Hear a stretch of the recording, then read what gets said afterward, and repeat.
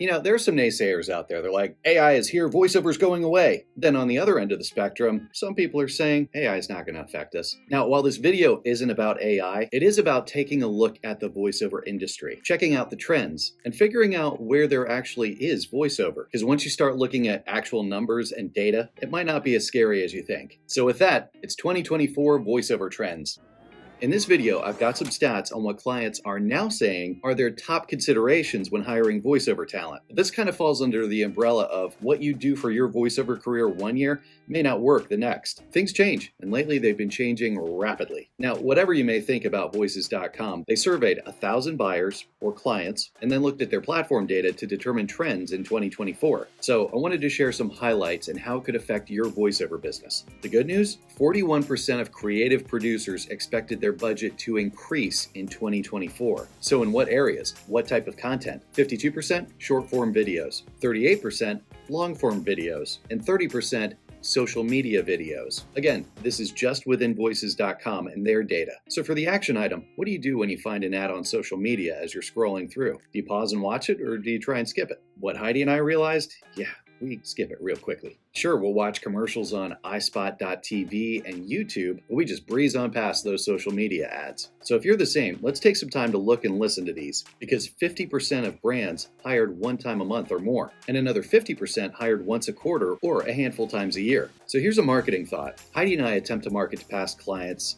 at least a couple times a year. This allows us to stay top of mind, and after seeing these stats, we're actually thinking that we might be able to scale back to maybe one time a year and still have it be effective. If that works, that'll save time and money. So moving on to anticipated projects needing voiceover in 2024. Number 1, animation, 36%. Number 2, internet ads, 31%. Number 3, e-learning, 23%. Number 4, film trailers, 19%. Side note, are you training for that? Beef up any area that you want to get better in. 5, television, 18%. 6, audiobook, 16%.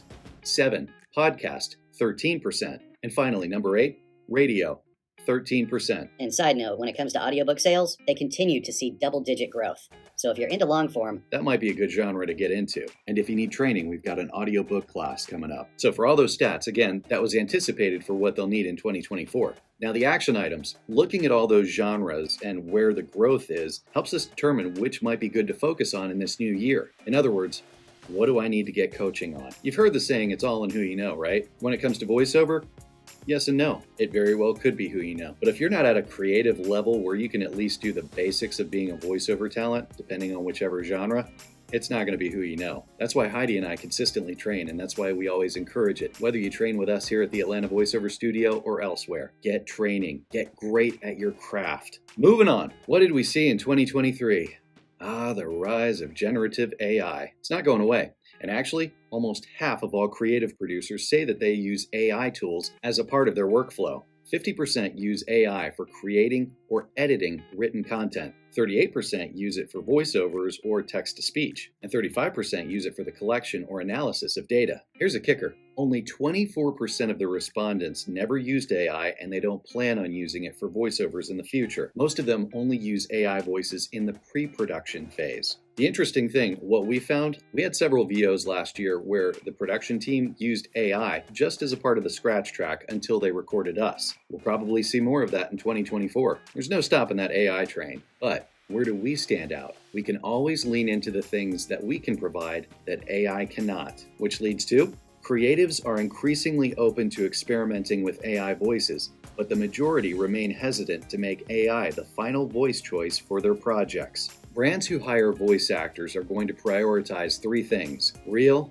authentic, and great quality voice acting. So make sure that you know how to do that. If you don't feel like you have a grasp of your real, authentic, natural voice, we've got a class called The Character of You with Steve Henderson. Next one's coming up. I'll link it below. We're also thinking about doing a branding-specific workshop, so stay tuned if you're interested. If you want an on-demand version, we have one at businessbrandingandmarketing.com. And if you're unaware, Heidi is now doing coaching. She's opened up her time, so her 1-hour coaching is going to help you take your voiceover business to the next level with regards to business branding and marketing. She's got a great strategic mindset for that. Those are all action items that you can do to take control of your voiceover business. Now, back to the survey. What was one of the top factors in hiring voiceover talent last year? According to the survey, 35% of respondents said cost. This coming year, it's going to be 52%. That is huge. And that's important because as instructors here at the studio, we always tell talent to stick to the rate guide, the GVAA rate guide. Unless you got a union gig, of course, go with union rates. But for the non-union rates, GVAA rate guide. So why is cost going to be a big factor this year? Because in 2023, many industries were slowing down or hitting the pause button on their projects. It's all about the economy. Going into this year, companies are even more mindful about what money is being spent on all the greenlit projects. So outside of all this, when you're up for a job, what are the top considerations they're looking at when hiring voice actors? 1.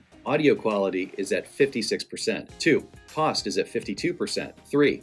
Vocal performance is at 50%. It's competitive. You want to stand out? You got to train. 4. Authentic accent is at 40%. 5. Ease of communication is at 28%. Are you easy to work with? 6. Availability is 27%. Are you going to be available for those jobs when they come up? It's all about reducing the friction. Make it easy for the client. Turnaround time, 18%. 8. Price transparency, 14%. And 9. Your geographic location, 12%. That's kind of surprising. So boiling it all down means your home studio needs to sound great and your recording and editing skills need to be top notch. If you do need help with all that, we've got a class for you. Check out our Learn Audacity or Learn Adobe Audition or Learn Pro Tools classes coming up. I'll link it below. And if you want those on demand, check out provoiceovertraining.com. It's all about making yourself valuable to the client. So check out that list again and see what you have to offer. Take stock, write down what you do well, and then beef up on the other things. You're a voiceover business. You have a product and a service that you offer. Make yourself valuable to the client, and you'll be successful. I know it was a lot, but you're an adult. You can handle all this. And hopefully it'll help you navigate this year way more confidently. I hope this helped. And hey, we don't have any sponsors for this channel.